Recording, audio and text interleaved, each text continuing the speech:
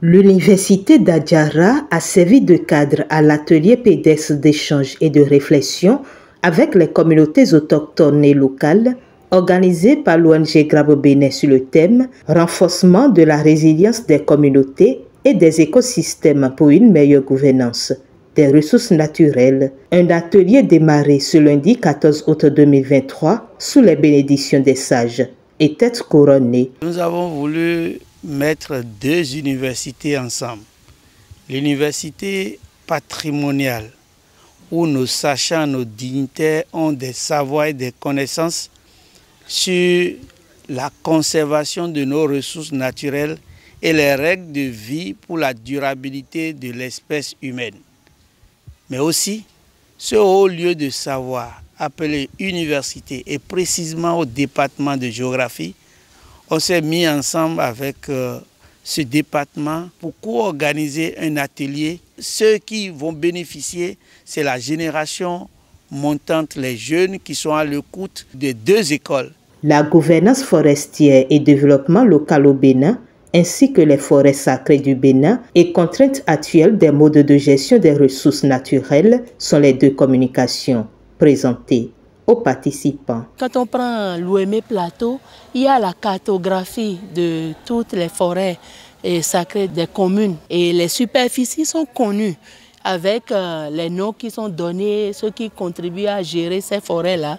Donc nous avons mis l'accent pour attirer l'attention des communautés, pour que ceux qui n'ont pas encore pris cette disposition pour protéger les forêts, qu'ils puissent prendre les résolutions et voir par quels moyens arriver à mieux connaître et à cartographier, à élaborer des plans, ne serait-ce que des plans simples de gestion pour pouvoir définir comment orienter l'avenir. Des communications qui ont attisé l'ardent désir des participants d'en savoir plus à travers des préoccupations soulevées et des éclaircissements à eux fournis, et ils se disent satisfaits de l'initiative.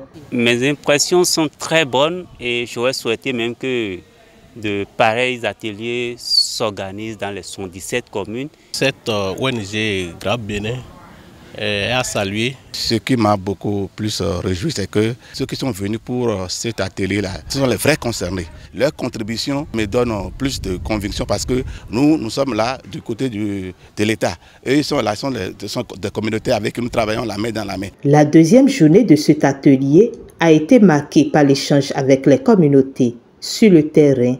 Formés à la veille, les groupes de participants se sont rendus dans le village Lindia Dangbo, dans l'arrondissement de Médé-Diono, commune d'Adjara. Ici, c'est la marche pour la découverte de la culture et des pratiques ancestrales. Les autochtones ne se sont pas fait prier pour montrer leurs pratiques à leurs hôtes qui, à chaque étape, ont pris des notes. Nous avons eu à parcourir les endroits où on nous a montré effectivement que, par exemple, le rituel de ceux qui meurent par noyade, c'est l'endroit où on vient faire leur cérémonie.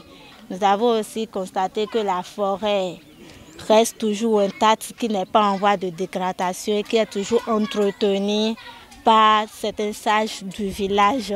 ONG Grabo Bénin, alors de na go, on est de na ba, bon nous les maçons nous, bon aïe, bébé, mais bien non pas.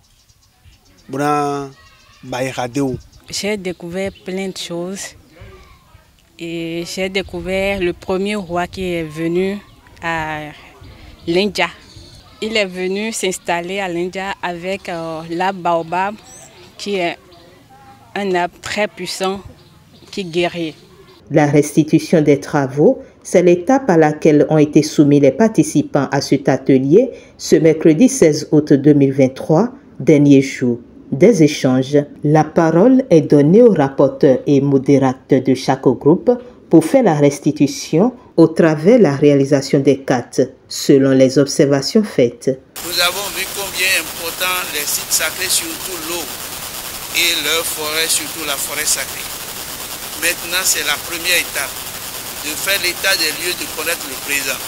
Nous allons retourner dans cette communauté, repenser encore à partir de la carte communautaire du passé, en nous inspirant du présent pour pouvoir proposer des actions pour le futur.